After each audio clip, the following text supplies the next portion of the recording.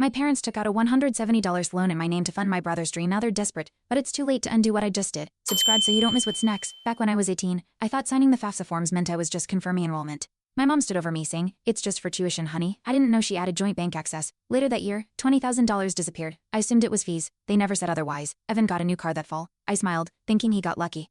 I didn't realize I had co-signed the bill for it. Senior year of college, I noticed my loan balance skyrocketed. My dad told me, "Don't worry, it's deferred." I believed him. Meanwhile, Evan flew to Milan for a modeling shoot. My girlfriend Camille raised an eyebrow, asking how he could afford it. I laughed it off. He's just lucky. Now I know they drained another $60,000 to cover his rent and travel. I was the bank. They just never sent a receipt. The day I graduated, I checked my credit and nearly dropped my phone. $170,000 in debt. I called my mom. She said, "It's probably a mistake." But when I pushed, she sighed. "We helped Evan too." I was stunned. Camille watched me crumble. "They used you," she said. That night, I didn't celebrate. I sat in my room, spreadsheet open, tracing every loan. Every withdrawal. They'd planned it like a heist. I met my dad for coffee, hoping for clarity. "We couldn't burden Evan," he said. I asked why. Was fair game. "You're stronger," he answered. Like that justified it. Camille texted me mid-conversation. Another withdrawal had hit my student account just days before. My dad glanced at the screen and muttered, "It's already done." I left the cafe trembling, fists clenched. They didn't just favor Evan, they built his dreams with pieces of mine. Camille convinced me to talk to a lawyer. Ray Nolan listened, eyebrows climbing with each document I laid down. "You've got a case," he said. I didn't want to sue my parents. I wanted answers. That night, I confronted them. My mom sobbed. My dad stayed silent. Evan wasn't even home. "He's in law for a shoot," she whispered. Another trip on my dime. I walked out, heart pounding. They never even denied it. The next morning, Camille showed me a Reddit post. Evan flaunting a luxury apartment. Captioned, "Hard work pays off." My hands shook. I scrolled the comments. Trust fund vibes. One said, "I mailed every screenshot to Ray." He replied within minutes. Perfect timing. "We have proof." I forwarded the lease Evan bragged about. It was under my name. That was the final straw. They weren't just careless. They'd stolen my identity to give Evan clout. I scheduled a sit down with my parents. My laptop open, documents loaded. I laid it all out. The loans, the apartment lease, the account history. "That's Evan's life," my dad finally said. My mom wept but didn't deny a thing. "We thought he'd pay it back," she whispered. I stood up. "You gambled my life on his dream, and now it's payday." Camille and I met with Ray again. He said, "We can file for identity fraud and damages." I nodded. The room felt tight, like every breath was a risk. Ray handed me a folder. "Once this is filed, there's no going back." I signed. Camille squeezed my hand. My voice didn't shake when I said, "They made this choice years ago. I'm just writing the receipt." Evan finally called. "Why are you making this a big deal?" he asked. I told him the lease was in my name. "It's just paper." He laughed. I snapped. "That paper is my credit score, my job prospects, my future," he said. "Relax, you'll get over it." That was the moment I knew he'd never feel guilt, so I stopped expecting it. My mom left a voicemail. "Don't destroy the family over money." I didn't respond. Instead, I asked Ray to subpoena the bank records. Camille helped organize every file into labeled folders. That night, we printed photos of Evan's modeling gigs, trips, and luxury items. Each image was a receipt in disguise. I was building a case not just in law but in truth. We mailed the formal demand, pay the $80,000 or face court. Silence followed. Days later, Camille found out Evan had tried to open a new line of credit under my name again. The audacity stunned me. Ray was furious. "That helps us," he said, teeth clenched. We added fraud escalation to the complaint. They hadn't learned, but I was done being quiet. At the pre-court mediation, my dad said, "You wouldn't do this if you loved us." I didn't flinch. Camille placed a folder on the table, itemized fraud with timestamps. Their lawyer skimmed through, his face tightening. My mom whispered, "We thought he'd be famous." I stared back. "You thought wrong, and now you'll pay like the rest of us do." The silence afterward said everything. After mediation, Camille dug deeper and found Evan's manager had used my social security number to secure his contract. "He forged your id," she said. Horrified, I contacted Ray immediately. "That's federal," he said. We submitted the findings. Days later, a rep from the agency called shaken. "We had no idea. They suspended Evan's contract." He called me screaming. I didn't answer. That wasn't my problem anymore. He'd weaponized my identity, and now it backfired. Evan tried damage control, posting a video claiming, "My family's tearing me down." Camille's friend flagged it. It had nearly 100,000 views. I watched it. He cried on cue, said I was jealous. I uploaded screenshots of the lease, credit pulls, and agency emails. Ray posted the official complaint. The tide shifted instantly. Commenters turned. "You scammed your own brother?" one asked. His sympathy pool dried up. The truth was louder than performance. My aunt messaged me for the first time in years. "We didn't know," she wrote. Then another cousin. Then my uncle. Turns out, my parents had lied to the whole family, saying I gave Evan permission. "I sent over the court filings. We're behind you," my aunt replied. For once, the silence wasn't isolating, it was shifting. Their lies weren't just exposed legally, they collapsed socially. The family that once dismissed me, they knew everything. Camille found Evan's PayPal history. He'd sent thousands to a luxury stylist. We matched timestamps with withdrawals from my account. Ray added financial exploitation to the case. I stared at the receipts, bags, shoes, stylists. On my tab, he wasn't just living lavishly. He curated an image funded by fraud. Camille said, "He built his brand on your ruin." I nodded. But now each receipt was a matchstick. And we were lighting the whole thing up. Evan's ex messaged me. He said you begged to help him, she wrote. I sent her the court docs. She replied with screenshots, texts of him bragging. "Jake's dumb. He'll never fight back." Ray nearly whistled. "That's gold."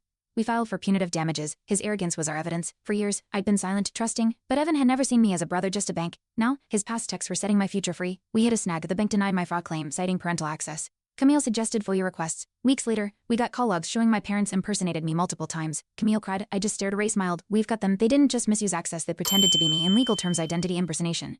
We updated the suit. Every piece of the puzzle wasn't just falling into place, it was locking them in. My old roommate sent a video of Evan at a party, waving a black card. My brother takes care of me, he bragged. It matched the timeline of my emergency tuition loan. Camille's jaw dropped. We had video proof of him flaunting my finances. Ray said, that's the nail. We added the clip to our evidence list. It wasn't just lies, it was theft in celebration. I'd been broke while he toasted champagne. Not anymore. The court scheduled our hearing. Evan posted cryptic stories. Some people betray you with a smile. His followers rallied, clueless. Meanwhile, Camille found emails from my mom instructing Evan to keep quiet. Jake's emotional. Ray printed them, proof of coordination, he said. They weren't just complicit, they were collaborators.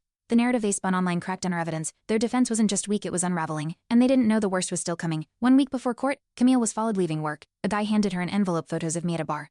Trying to paint me reckless. They're trying to discredit you, she said. Ray examined them. These are dated 2 years ago. We traced the source, Evan's pre-manager. They'd shifted from denial to smear. But now, we had intent to defame. Camille burned the photos. You're not who they say you are, she whispered. Ray advised one last tactic, a restraining order. It signals you're not playing games, he said. Camille filed for me while I gathered every text, every receipt. The judge approved it instantly. Evan was barred from contacting me until court. At silence, it felt like oxygen. No more fake apologies, no late night calls, just space. Camille hugged me. You're not surviving them, you're beating them. And for once I believed it. At the pretrial, Evan arrived alone. No mom, no dad, just sunglasses and spite. He glanced at me and smirked. I didn't flinch. The judge asked for opening remarks. Ray laid out the fraud, impersonation, and damages. Evan's lawyer fumbled. We contest intent, he said. The judge frowned. There's documentation. Camille squeezed my knee under the table. We weren't just telling a story, we were proving it. And Evan, he finally looked scared. During witness testimony, the modeling agency rep confirmed Evan used my id. We assumed he had consent, she said. Ray nodded. He didn't. The courtroom stilled. Even Evan stopped shifting. Then my aunt stood up. They lied to all of us. Her voice cracked. That moment wasn't planned, it was power. The judge called a recess. Evan's lawyer whispered furiously. Ray turned to me, smiling. Your truth isn't just documented, it's witnessed. Ray introduced the call logs where my parents impersonated me. My mom's voice on tape. Yes, this is Jake Allison. Camille gripped my hand tight. The courtroom gasped. Even Evan looked shocked. Your Honor, this wasn't passive oversight. This was premeditated, Ray said. My dad refused to look up. The judge leaned forward. We'll reconvene tomorrow. As we left, Camille whispered. They stole your voice. No, it's the evidence that convicts them. Evan tried to run damage control again, offering me 10 grand to drop it all. I laughed. You owe me over 80. He called me selfish. I recorded the call. Ray added it to our file. Attempted coercion, he said. My brother, once the golden child, now clung to bribes. I didn't bite. He built a throne on stolen trust. Now it was crumbling, and all I had to do was let it fall on the final day of court.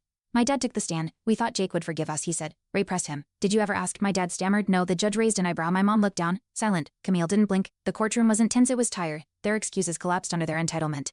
I didn't gloat. I didn't cry. I just waited. Justice doesn't need noise, it needs proof, and I brought it. The verdict came swift. Identity fraud. Damages awarded. Emotional distress acknowledged. Camille cried. Ray smiled. I sat still, absorbing every syllable. The judge's words weren't fireworks, they were closure. Evan stormed out. My parents stayed seated. Pale, I stood, nodded to the judge, and walked out without looking back. Outside, the sun hit different. Camille whispered. You did it, but it wasn't revenge. It was recovery. My identity was finally mine again. In the days after the verdict, media picked up the story. Models rise funded by fraud. Headlines read. Camille and I ignored the noise. My aunt dropped off an old photo, me and Evan at 5. Grinning, I tossed it in a drawer.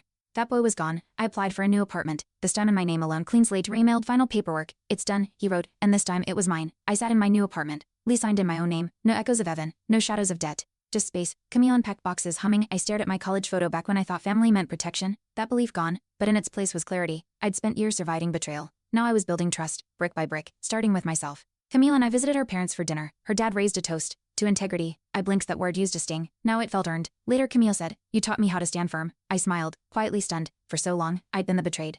Now, I was a reference point for resilience. My story wasn't about loss anymore, it was about claiming what's mine. I opened a savings account, first one under just my name, small deposit, big deal. Camille kissed my cheek. This one's all yours. For years, I didn't trust paper, forms, or even my own name. Now, I check that balance daily, not for wealth, but for proof that my name meant something again. No more shared accounts, no more ghosts, just me, reclaiming everything they tried to erase. Evan's agency dropped him. No brands wanted the baggage.